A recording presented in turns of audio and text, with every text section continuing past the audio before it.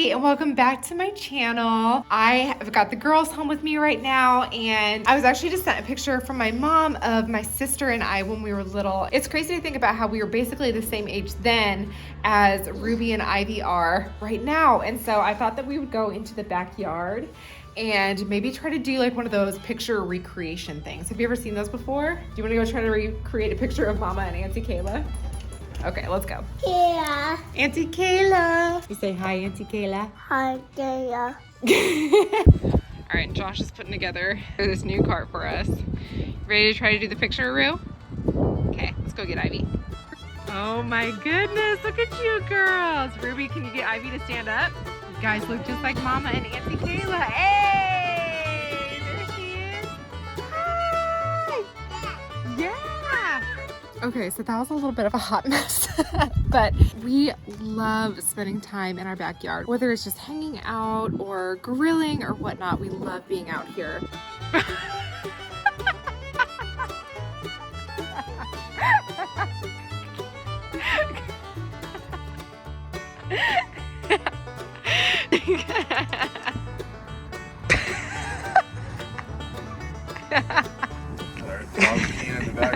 So as you can see, our yard is pretty bare at this point. We really don't have any types of flowers or even like a single bush out in this yard. It's very clean, but it's not like full like I want it to be. Like I want to be able to come out here and pick wildflowers and stuff. My plan for today is that we are going to be planting a native garden, and that starts with planting and getting the seeds. I'm going to tell you guys how I was able to get a ton of stuff for free. Last summer when we just moved in, honestly, our plants were a last priority, and I'm excited to have this new quality garden cart to work on. I'm excited to introduce you to the Torva all-weather rolling prep cart. With a solid surface, stainless steel top, this works great as a garden cart, or you can keep the fun food and drinks flowing at your outdoor parties by using this as a grill cart or as a pizza oven stand. So it's really important to me that the products that I use are really high quality. This cart is made of HDPE material, which is environmentally friendly and low maintenance. It should last for at least 20 years. So it's PVD gunmetal countertop, which is wear resistant, scratch resistant, and fingerprint resistant, which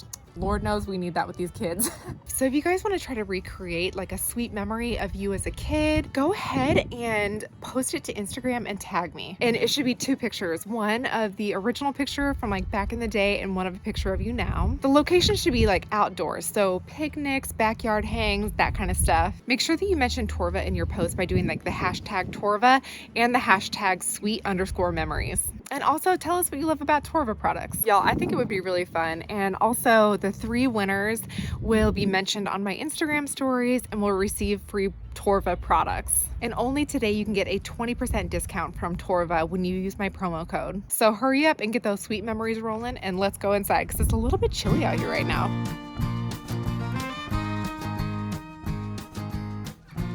Okay, everybody, well, Ruby and I have moved into the kitchen. We're gonna tell you guys a little bit about the native garden that we're planning on planting this year. And the best thing about all of this is that all of our seeds and our plants were completely free. So this is something that I just learned about recently.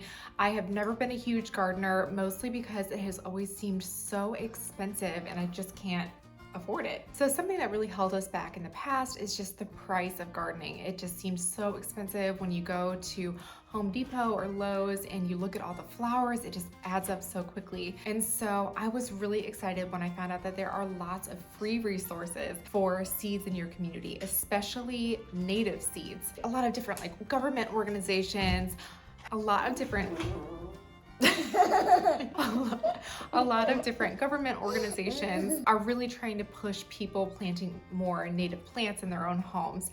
And so they are willing to give away a lot of these beautiful native plants for free. So the first place that I wound up finding free seeds was actually at our state park. The girls and I went for a bike ride with some friends, and at the info center for the state park, there was a big bag full of seeds. I saw them and I decided to grab one up, but then the lady working at the front counter was like, no, please take more. There's not a whole lot in there. Literally, I grabbed like 20 bags of seeds and she kept saying like, please plant these because we have just thousands of these in the back and nobody takes them. I would highly encourage you guys, if you have like a state park info center, ask them if they have anything like that. You can also find seeds at seed swaps, or you may have friends that have beautiful flowers. I've had friends who I have told them that they have beautiful flowers and then they just like pull off a few heads and I'm able to keep all of the seeds that were in the heads of those flowers.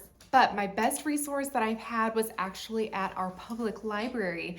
So let me go ahead and take you with me. Rosie and I went and we found some really good stuff. Hey everybody, we are having a special day, just Mama and Rosie. We are at the library to get seeds. And how does it work, Rose? You can get 15 a week. 15 a year. Oh, 15 packs of seeds for free. Yeah. So we're gonna look at some flowers. They've got like garden vegetables and stuff too, but I don't know if I'm quite ready for that. So we're just gonna look at some flowers. Hi guys, I'm at the Council Bluffs Library. Do you wanna show us where the seeds are? Yeah. Let's go put your book away.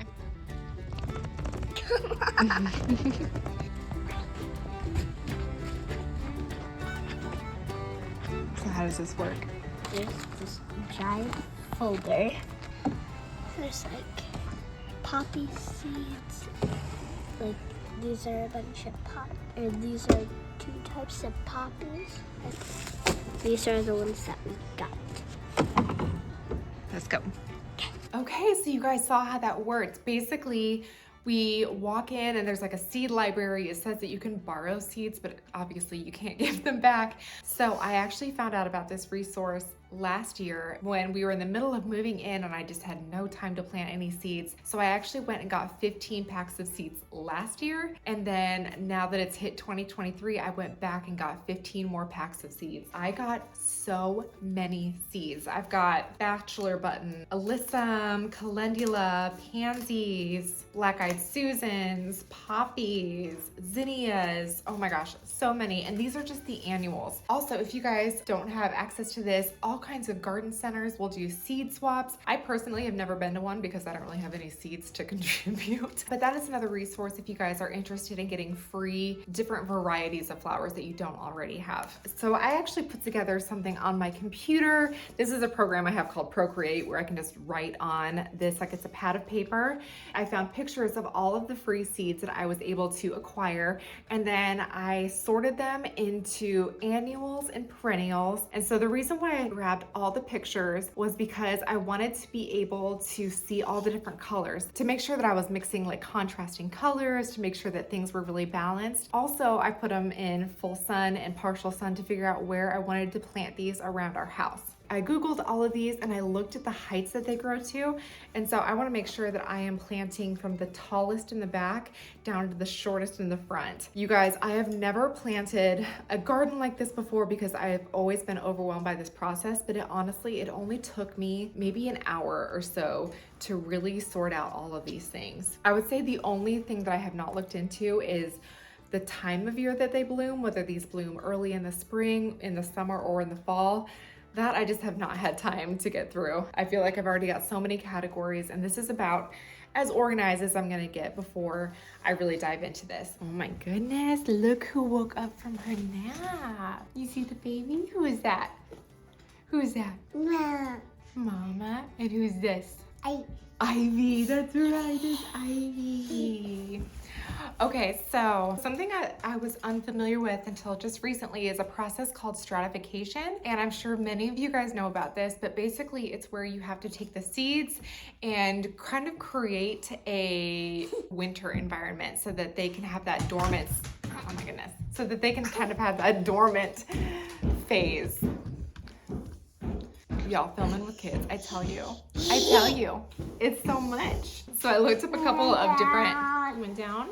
I looked up a couple of different ways of doing this, and it looked like the easiest way to do this was with paper towels actually, and sticking them in plastic bags and putting them in your fridge. So we're gonna go ahead and start working on that back here. We'll see how this process goes. Okay, so as you guys can see on the instructions for a lot of these seeds, especially the perennials, actually only the perennials, it does have that germination is more likely with 30 days of cold stratification.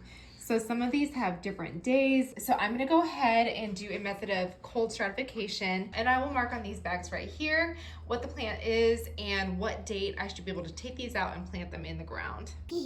Hi. You ready to get started? Yeah. Yeah? Okay. So I'm gonna start it out by putting these little paper towels that I've already cut in half into these baggies. So a lot of people will actually wrap their seeds in these towels first and then keep them wet that way. But I actually heard a trick that... Baby! I actually heard a trick that it's good to have it open like this, and then you wet it down and you put your seeds on top. That way you can actually see your seeds and you can see them germinating without having to take out the whole paper towel and unwrapping it and everything. So we're gonna go ahead and put these on here on each bag. And then I'm gonna write down what the plant is. So this one's gonna be white wild indigo. I'm gonna look at the stratification. So this is only 10 days. So I'm gonna add 10 days to today's date. And I'm gonna place that right here. Okay. Oh, thank you. Okay. Okay, so then I'm gonna take this, I'm gonna flip it over, because if you place a seed on the side with the name and everything on it, these seeds will start to germinate into the paper towel, and we don't want that to happen. And so we're gonna go ahead and flip this over first, and we're gonna wet it down, and we're gonna place the seeds on this side. Okay, and quickly, just to show you guys what I'm talking about, this is about a week later. This is one of the seeds that was out in the sun, but this is what I'm talking about, how you're able to actually see the seeds growing instead of having them all wrapped up in the towel. So you can see the little leaves that are already starting here. So these should be ready to put into the dirt. So we're gonna get the paper towel wet, but not like soaking wet. And then I will open these seeds. And as you can see, these seeds also need scarification. Okay, so you can either scarify these kind of a longer way, which is by taking like a scissors or a knife and like literally cutting into each seed, or you can do it the fast way and you can just use some sandpaper and scratch it all over them. Okay, so these should be scarred enough. With the name facing down, we're just gonna take these and gently spread them in here.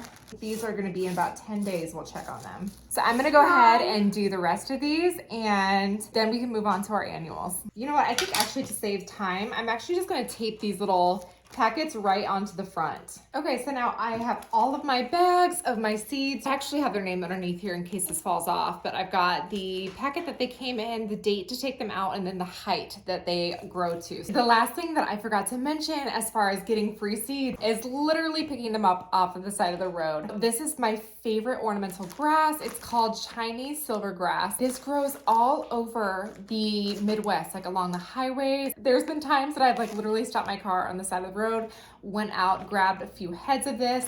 And so I looked this up and I didn't see anything about cold stratification, but because I'm not 100% sure, I think I'm just gonna throw these in a bag, you know, just see what happens.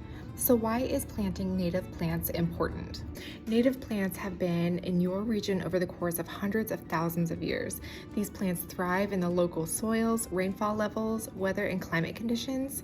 They're beautiful and functional choices for any landscape. Many are just as ornamental as common exotics. And most importantly, wildlife has walked alongside these native plants for as long as they've been around, and they use those natives as food, shelter, and a place to raise their young. As a result, nearly every living creature on the planet relies on native plants for survival. They're the foundation of local food webs, giving butterflies, birds, and other wildlife what they need to survive. Okay, and then I'm going to go ahead and I'm going to set these somewhere in the fridge.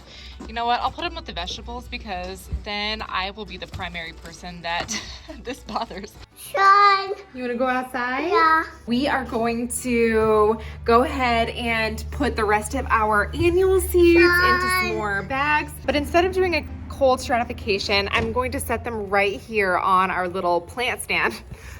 Not sure why there's a pan right here, but I'm gonna lay them out on this little plant stand that we have right here so they can get lots of warmth and sunshine. The plastic bag kind of creates like a mini little greenhouse when you do it this way. The cold stratification, you do need to re-wet them like once every 6 weeks, and I need to look into putting them in the sun, but my guess is that I'll probably need to spray them at least once a week, if not even more often than that, until they start germinating, and then I can start to plant them outside. So excited. I mentioned in one of my recent videos that I am not an expert in this stuff. I am just learning along with all of you, okay? There are so many things to being a wife and mother and homemaker that I am just kind of learning as I go. So thanks for going through this with me, guys, hanging in there while mama learns how to plant, because y'all, look at this place. It is looking devastating so far. This is what we got so far for this side and this side. So, you know, there's room for improvement.